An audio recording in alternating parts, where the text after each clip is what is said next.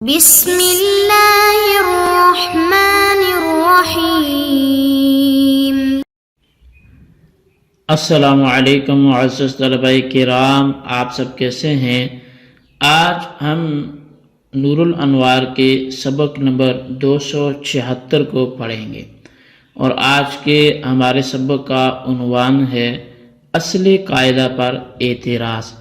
آج کے ہمارے سبق کی عبارت وَلَٰكِن يَرِدُ عَلَىٰ أَصْلِ الْقَاعِدَةِ أَنَّ الْعِطَاقَ إِنَّمَا هُوَ سَبَبٌ لِإِزَالَةِ مِلْكِ الْمُتْعَةِ الَّتِي سے شروع ہوتی ہے۔ آئیے سب سے پہلے عبارت پڑھ کے اس کا ترجمہ کرتے ہیں، اس کے بعد پھر سبق کی وضاحت کی طرف بڑھتے ہیں۔ مصنف علیہ رحمہ لکھتے ہیں وَلَٰكِن يَرِدُ عَلَىٰ أَصْلِ الْقَاعِدَةِ ان العتاق انما هو سبب لازالة ملك المتعة التي كانت على وجه ملك اليمين دون المتعة التي كانت في النکاح۔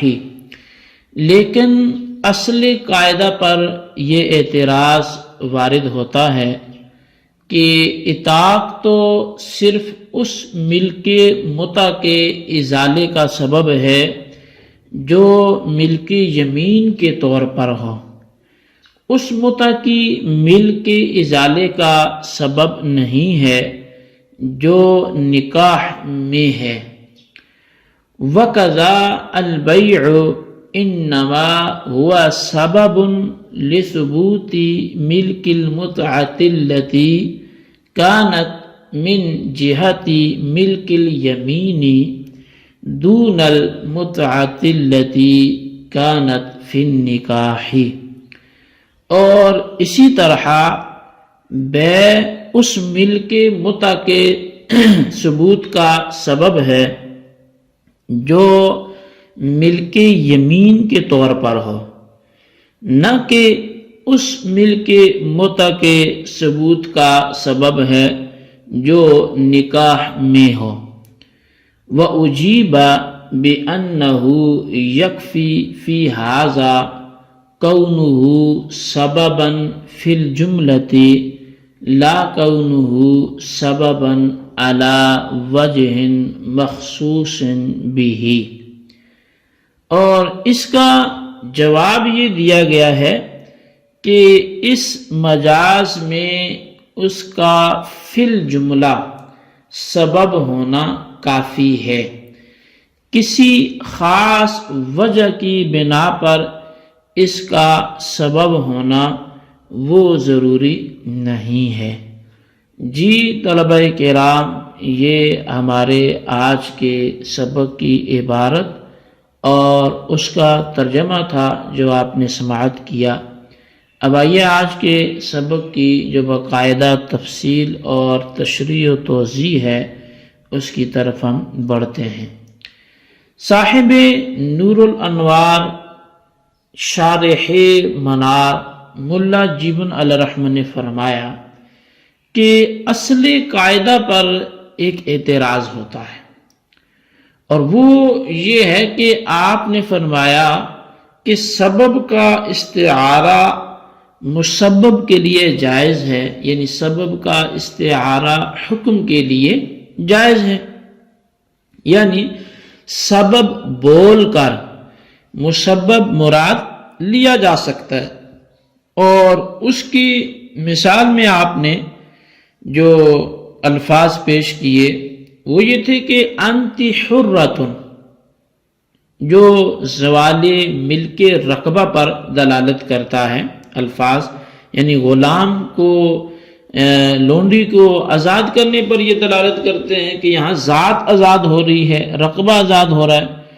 اب یہ جو مثال آپ نے دی تھی کہ انت حرۃ، اس کو بول کر انت طالق مراد لینا جائز ہے، حالانکہ انت طالق یہ وہ الفاظ ہیں جو زوال ملک متع پر دلالت کرتے ہیں، یعنی انت طالق سے بندہ زوجہ کو طلاق دیتا ہے تو زوجہ کی ملک رقبہ تو وہ مالک پہلے بھی نہیں تھا، ملک متع کا مالک تھا، تو انتی طالق یہ ملک متع کو ختم کرنے کا سبب ہے۔ انتی طالق یہ وہ الفاظ ہیں جس کو جب شوہر بیوی کے سامنے بولتا ہے تو ملک متع اس کی زائل ہو جاتی ہے۔ اور انتی حرتن یہ وہ الفاظ ہیں کہ جب آقا لونڈی سے یہ بولتا ہے یا آقا غلام سے انت حرن بولتا ہے تو اس پر ملک رقبہ زائل ہونے پر یہ دلالت کرتے ہیں، اگرچہ اگر لونڈی سے بولے گا تو ضمن ملک متع بھی پھر اس کی ختم ہو جائے گی۔ تو بہرحال کہا کہ آپ نے جو مثال میں انت حرتن بول کر انت طالقن مراد لینا جائز ہے یہ بولا تھا، کیونکہ انت حرتن یعنی لفظ اطاق، انت طالق یعنی زوال ملک متع کا سبب ہے۔ اسی طرح بیت نفسی من کا بول کر نکاح مراد لینا جائز ہے۔ بیت نفسی من کا، میں نے اپنی ذات میں بیچ دی، یہ بول کر نکاح مراد لینا جائز ہے، کیونکہ بیت نفسی من کا جو ثبوت ملک رقبہ پر دلالت کرتا ہے یہ سبب ہے ثبوت ملک متع کا، جس پر لفظ نکاح دلالت کرتا ہے۔ لیکن یہاں یہ اشکال ہے کہ لفظ اطاق اس ملک متع کے زوال کا سبب ہے جو ملک یمین کے طور پر ہو، اور جو ملک متع نکاح کے طور پر ثابت ہو، لفظ اطاق اس کے زوال کا سبب نہیں ہے۔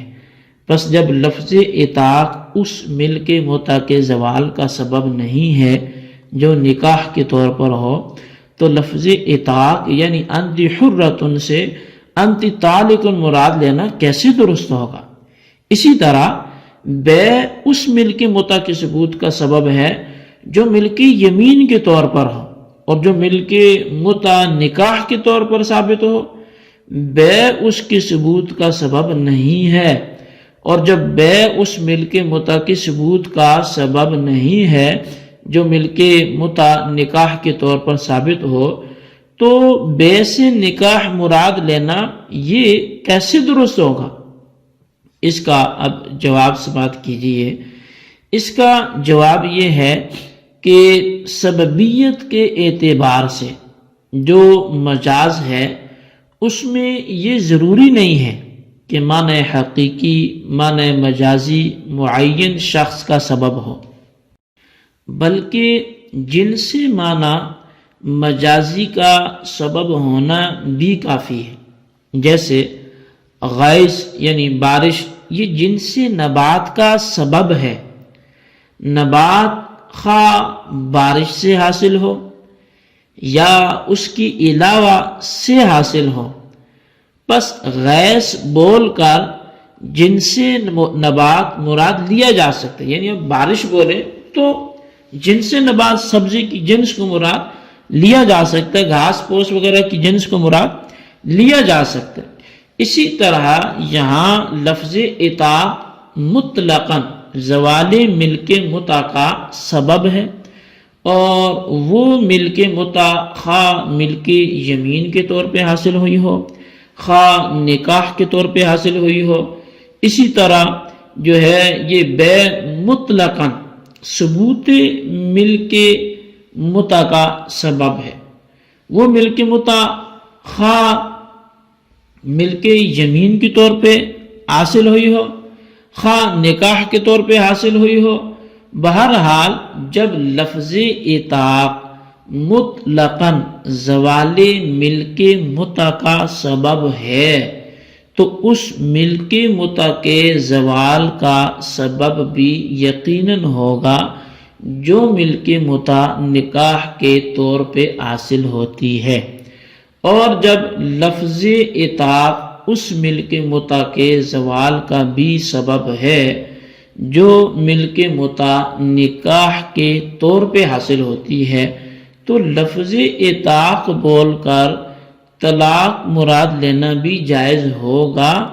اسی طرح بے جب مطلقاً ثبوت ملک متع کا سبب ہے تو اس ملک متع کے ثبوت کا بھی سبب ہے جو ملک متع نکاح کے طور پر ثابت ہو۔ اور جب ایسا ہے تو بیع بول کر نکاح مراد لینا بھی جائز ہوگا۔ جی طلبہ کرام، یہ تھی ہمارے آج کے سبق کی عبارت اور اس کا ترجمہ اور ساتھ ہی اس کی وضاحت، اور یہ جو تفصیل آپ کے سامنے بیان کی گئی، آپ اس کو اچھے انداز سے اس کا خلاصہ کریں اور پھر اس خلاصے کو اپنے رجسٹرز پر لکھیں، اور اس میں موجود جو سوالات ہیں ان کے جوابات بھی دیں۔ سوال نمبر 1 یہ ہے کہ اصل قاعدہ سے کیا مراد ہے، وضاحت کریں، اور سوال نمبر 2 یہ ہے کہ اصل قاعدہ پر ہونے والے اعتراض کے جواب کو تحریر کریں۔ اللہ تبارک و تعالیٰ سے دعا ہے جو کچھ ہم نے پڑھا سنوں سے یاد رکھنے کی توفیق نصیب فرمائے، آمین بجاہ النبی الامین صلی اللہ علیہ وسلم۔